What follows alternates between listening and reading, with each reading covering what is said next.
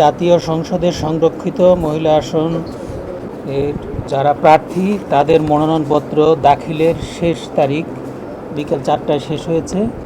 তো আমরা এখানে বিএনপি এবং জোট থেকে 36টা মনোনয়নপত্র আমরা পেয়েছি এবং বাংলাদেশ জামাতে ইসলামীর জোট থেকে 13টা মনোনয়নপত্র আমরা পেয়েছি এবং স্বতন্ত্র জোট থেকে একটি মনোনয়নপত্র পেয়েছি।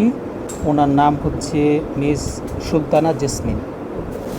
আর এর বাইরে আমরা 3 জনের মনোনয়নপত্র পেয়েছি। মিস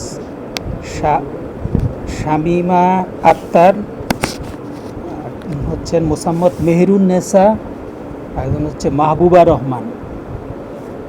এই হচ্ছে আমাদের আজকের প্রাপ্তি।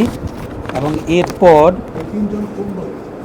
এই 3 জনের আসলে কোনো দল বা জোট থেকে আবেদন করেননি, ওনারা নিজেদের মতো করে নিজেরা জমা দিয়েছে।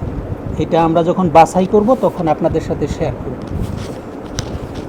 আমাদের এই তফসিল অনুযায়ী আমরা রিটার্নিং অফিসারের এখানে বাছাই হবে 22 তারিখ থেকে 23 তারিখ। 22 তারিখ মানে আগামীকাল বিকাল 2টা থেকে 4টা এবং তার পরের দিন হচ্ছে 10টা থেকে 4টা।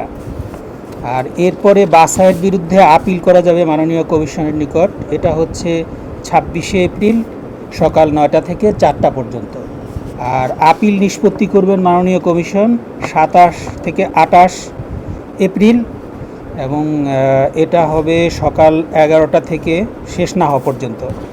আর প্রার্থিতা প্রত্যাহারের শেষ তারিখ এবং সময় এটা হচ্ছে 29শে এপ্রিল বুধবার সকাল 9টা থেকে বিকেল 4টা পর্যন্ত।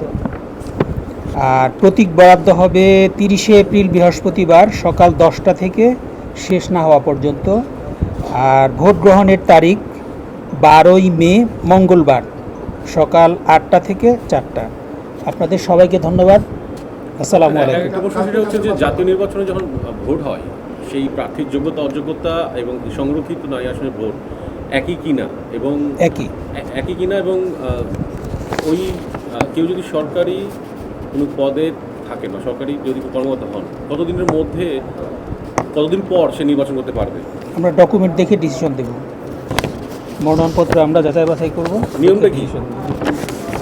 এটা নিয়ম হচ্ছে মনোনয়নপত্র দেখতে হয়, মনোনয়নপত্র দেখে তারপর ডিসিশন দিতে হবে। বিধিটা কি, মানে আইনটা কি? আরপিওতে যেভাবে বলা আছে এখানে সেটাই প্রযোজ্য।